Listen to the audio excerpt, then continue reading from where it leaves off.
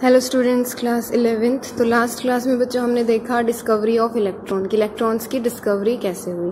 ठीक है, अब हमें देखना है कि इलेक्ट्रॉन्स का मास हम कैसे कैलकुलेट करते हैं। ठीक है, तो देखो इलेक्ट्रॉन का जो चार्ज होता है, क्या होता है चार्ज 1.6 × 10⁻⁻19 कूलम। ठीक है, ये हमें जो उन्होंने एक्सपेरिमेंट किए थे ना जे थॉमसन ने, उन्होंने अपने एक्सपेरिमेंटल डाटा से ये डाटा दे दिया था कि इलेक्ट्रॉन का चार्ज होता है 1.6022 × 10⁻⁻19 कूलम। ये हमेशा ध्यान रखना है। और चार्ज बाय मास का जो रेशियो है ये भी उन्होंने अपने एक्सपेरिमेंटल डाटा से हमें दिया है 1.758820 × 10⁻11 कूलम पर किलोग्राम। ठीक है, तो ये जो चार्ज बाय मास का जो रेशियो दिया था उन्होंने और जो चार्ज, ठीक है, ये एक्सपेरिमेंटल हमें मिला है। तो इन दोनों से हम इलेक्ट्रॉन्स का मास कैलकुलेट कर सकते हैं। ठीक है, तो देखो मास कैसे करेंगे। ये देखो E/m, E है चार्ज और m है मास, और E फिर चार्ज, खाली चार्ज है, ये चार्ज बाय मास दोनों का रेशियो है। ठीक है, तो अगर हम ये चार्ज को चार्ज बाय मास से डिवाइड कर दें तो E से E कैंसिल हो जाएगा और जो खाली मास है वो आ जाएगा। तो हम चार्ज को चार्ज बाय मास से डिवाइड कर देंगे। तो चार्ज कितना है 1.6 × 10⁻⁻19 कूलम और मास है 1.758820 × 10⁻11 कूलम पर किलोग्राम। तो कूलम से कूलम कैंसिल आउट हो जाएगा। ठीक है, ये पर किलोग्राम है, ये ऊपर जाएगा तो खाली किलोग्राम हो जाएगा। और इसको सॉल्व करेंगे तो हमारा आंसर आ जाएगा 9.1 × 10⁻31 किलोग्राम। तो हमारा जो मास ऑफ इलेक्ट्रॉन आया है 9.1 × 10⁻31 किलोग्राम। इसका जो इलेक्ट्रॉन का मास है वो हाइड्रोजन के मास के कंपैरिजन में बहुत ज़्यादा कम होता है। हाइड्रोजन का मास होता है 1.67 × 10⁻27 किलोग्राम। ठीक है, तो जो हाइड्रोजन का मास अगर हम इलेक्ट्रॉन के मास से कंपेयर करें तो हाइड्रोजन का मास 1837 टाइम्स ज़्यादा होता है किससे, इलेक्ट्रॉन से। ठीक है, तो जिसकी वजह से जो इलेक्ट्रॉन का मास होता है ना, हम उसको नेग्लेजिबल मानते हैं। ठीक है, मतलब ना के समान उसको मानते हैं, बिल्कुल जीरो तो होता नहीं है, बट उसको हम जब कंपेयर कर रहे हैं हाइड्रोजन के मास के साथ तो हाइड्रोजन का मास बहुत ज़्यादा होता है।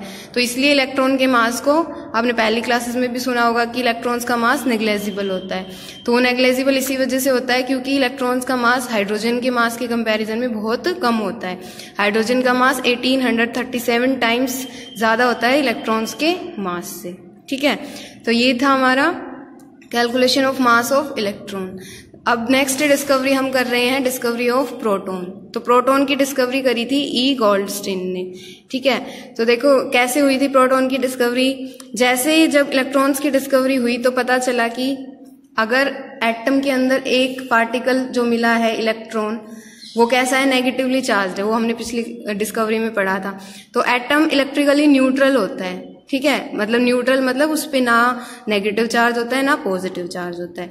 तो अगर एटम के अंदर इलेक्ट्रॉन की डिस्कवरी हो गई कि नेगेटिव चार्ज का कोई पार्टिकल है, तो इसका मतलब वो न्यूट्रल कब होगा, जब उसके अंदर कोई पॉजिटिव चार्ज का भी पार्टिकल होगा, तभी तो नेगेटिव और पॉजिटिव एक दूसरे का इफेक्ट कैंसिल करके और एटम को न्यूट्रल करेंगे। ठीक है, तो इस आइडिया से कि एटम इलेक्ट्रिकली न्यूट्रल होता है और उसके अंदर इलेक्ट्रॉन की डिस्कवरी हो गई थी, तो इसका मतलब ये था कि एटम न्यूट्रल कब होगा, जब उसमें नेगेटिव के साथ कोई पॉजिटिव चार्ज का पार्टिकल भी होगा। ठीक है, तो इसी चीज की स्टडी फिर करी थी ई गोल्डस्टीन ने कि नेगेटिवली चार्ज्ड पार्टिकल की प्रेजेंस ये सजेस्ट कर रही थी कि उसके अंदर कोई पॉजिटिव चार्ज का भी पार्टिकल है, तभी नेगेटिव और पॉजिटिव चार्ज एक दूसरे का इफेक्ट कैंसिल करके और एटम को न्यूट्रल बना रहे हैं। ठीक है, फिर उन्होंने स्टडी करी जो जे थॉमसन और विलियम क्रुक्स का जो डिस्चार्ज ट्यूब वाला एक्सपेरिमेंट था, उसी की स्टडी करी। और उन्होंने देखा कि जैसे जे थॉमसन ने कैथोड रेज की स्टडी करके बताया था कि वो नेगेटिवली चार्ज पार्टिकल से मिलकर बनी है, तो ई गोल्डस्टीन ने कहा कि कैथोड रेज के साथ साथ इस डिस्चार्ज ट्यूब के अंदर एक और रेज है जो कि है एनोड रेज। ठीक है, और वो एनोड रेज एनोड से निकल रही हैं और कैथोड रेज के अपोजिट डायरेक्शन में है। तो देखो कैथोड से इधर कैथोड लिया था और इधर एनोड, तो कैथोड से एनोड की तरफ जा रही थी। उन रेज की स्टडी करी थी जे थॉमसन ने, तो वो कैथोड रेज थी। अब एनोड से रेज निकल रही हैं जिनको नाम दिया था एनोड रेज का, और वो एनोड रेज कैथोड रेज इस डायरेक्शन में थी, एनोड रेज इसकी उल्टी डायरेक्शन में थी। ठीक है, और इन रेज को नाम दिया था एनोड रेज। फिर जैसे कैथोड रेज की स्टडी करी गई थी कि वो किस डायरेक्शन में ट्रैवल कर रही हैं, और इलेक्ट्रिक फील्ड में उसका क्या इफेक्ट है, मैग्नेटिक फील्ड में उसका क्या इफेक्ट है। ऐसे ही सारी स्टडी एनोड रेज के लिए करी गई। तो जैसा कैथोड रेज का नेचर था उसका बिल्कुल अपोजिट एनोड रेज का नेचर था। ठीक है, जब इसको इलेक्ट्रिक फील्ड में रखा गया तो एनोड जो है वो पॉजिटिव वाली रेज थी ना, तो वो नेगेटिव वाले चार्ज की तरफ डिफ्लेक्ट हो रही थी। इससे ये पता चला कि वो नेगेटिव चार्ज की तरफ जा रही है, यानी उन पे खुद पे कौन सा चार्ज है, पॉजिटिव चार्ज है, और वो पार्टिकल से मिलकर बनी हुई है। तो कौन से टाइप के पार्टिकल्स हो गए, पॉजिटिव चार्ज वाले पार्टिकल्स। ठीक है, तो जो एनोड से निकलने वाली जो ये रेज थी, एनोड रेज, ये किस टाइप के, पॉजिटिव चार्ज पार्टिकल्स से मिलकर बनी हुई थी, और इन पॉजिटिव चार्ज पार्टिकल्स को ही नाम दिया गया प्रोटॉन्स का। ठीक है, तो इस टाइप से डिस्कवरी हुई थी प्रोटॉन की। जस्ट अपोजिट था जैसे इलेक्ट्रॉन की डिस्कवरी हुई थी, और इसकी डिस्कवरी किसने करी थी, ये ध्यान रखना है, ई गोल्डस्टीन ने करी थी। ओके, फिर देखो इसका चार्ज बाय मास का रेशियो प्रोटॉन का। तो देखो इलेक्ट्रॉन का मास हमने सुना है कि नेग्लेजिबल होता है, ना के बराबर, लेकिन प्रोटॉन का मास ना के बराबर नहीं होता। जो हमारा एटम होता है ना, एटम की जब हम मास की बात करते हैं, एटॉमिक मास, तो वो उसका एटॉमिक मास टोटली किस पे डिपेंड करता है, प्रोटॉन और न्यूट्रॉन पे डिपेंड करता है।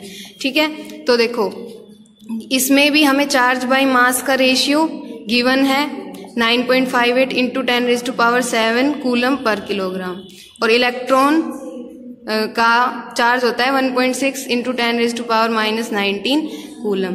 तो प्रोटॉन का मास हम चार्ज बाय मास से, ये ऊपर चार्ज और नीचे चार्ज बाय मास का रेशियो रखेंगे, इसको सॉल्व करेंगे तो ये जो आ जाएगा, ये क्या है, मास ऑफ प्रोटॉन, प्रोटॉन का मास आया है। ठीक है, और प्रोटॉन का मास कितना है, 1.67 इंटू 10⁻⁻27 किलोग्राम।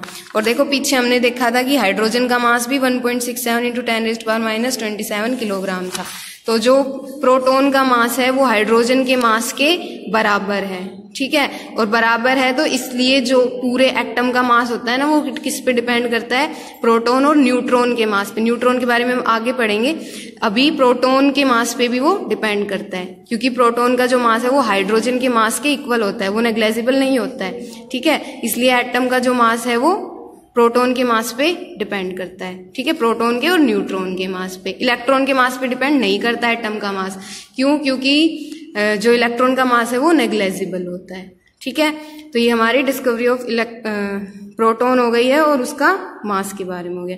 नेक्स्ट है डिस्कवरी ऑफ रेडियो एक्टिविटी, वो हम पढ़ेंगे नेक्स्ट क्लास में।